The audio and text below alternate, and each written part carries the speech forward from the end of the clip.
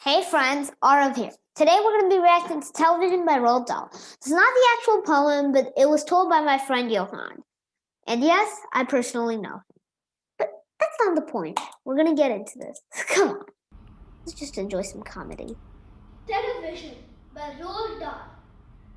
The most important thing we have learned, so far as children are concerned, is never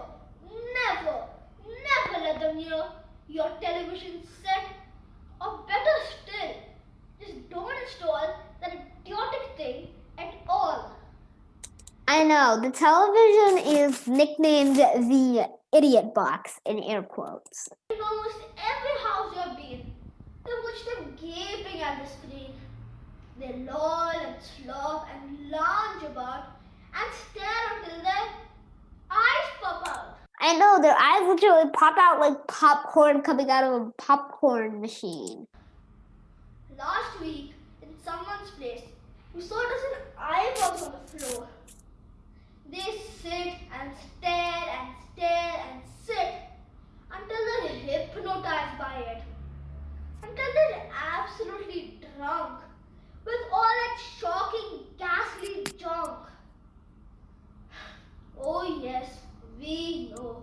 It keeps them still. They don't climb out the windowsill.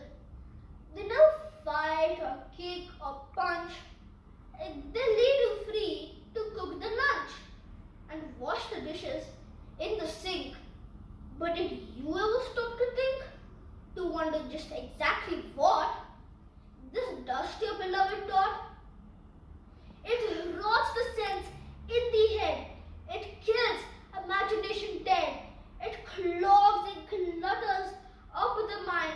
I know. My mom and dad always tell me that. It makes a child so dull and blind. He can no longer understand a fantasy of fairyland. His brain becomes as soft as cheese. His powers of thinking rust and freeze. He cannot think. He only sees. All right, you'll cry. All right, you'll say. But if we take the step away, what should we do to entertain our darling children? Read books. Please explain. We'll answer this by asking you, what used the darling ones to do? How used to keep themselves contented before this monster was invented? Have you forgotten?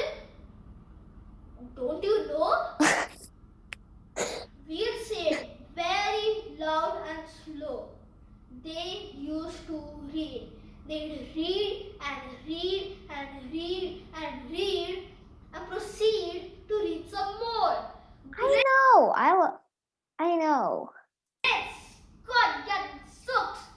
I know. Television, I think it's 96 years old now. And 96 years ago, people didn't watch television. When half of their lives was reading books, the nursery shelves held books galore.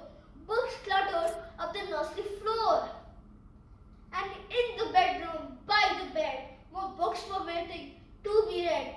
Such wondrous, fine, fantastic tales of dragons, gypsies, queens, and whales, and treasure eyes and distant shores, where smugglers rode with muffled oars, and pirates wearing purple pants, and sailing ships with elephants, and tigers crouching round the pot, steering away at something hot.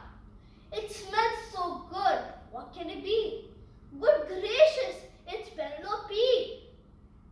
The younger ones had Beatrix Potter with Mr. Todd, the dirty rotter. This Mr. Toad, so bless my soul, this Mr. Rat and Mr. Mole. Oh, books. What books they used to know. Those children living long ago. People loved books back then. Oh please, we beg, we pray, go throw your TV set away, and in its place, you can install a lovely bookshelf on the wall that fill the shelves with lots of books, ignoring all the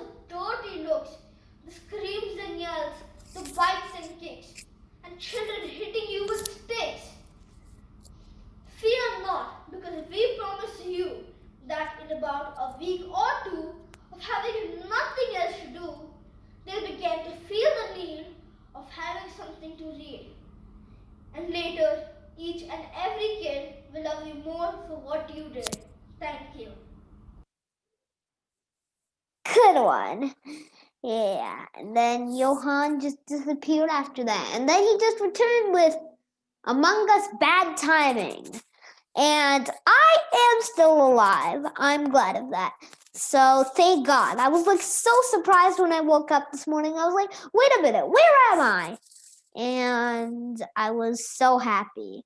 So I went through the day and yeah, so I'll see you guys later then. Have a great day. Stay safe. Like and subscribe and turn on the notification bell. Bye, everybody.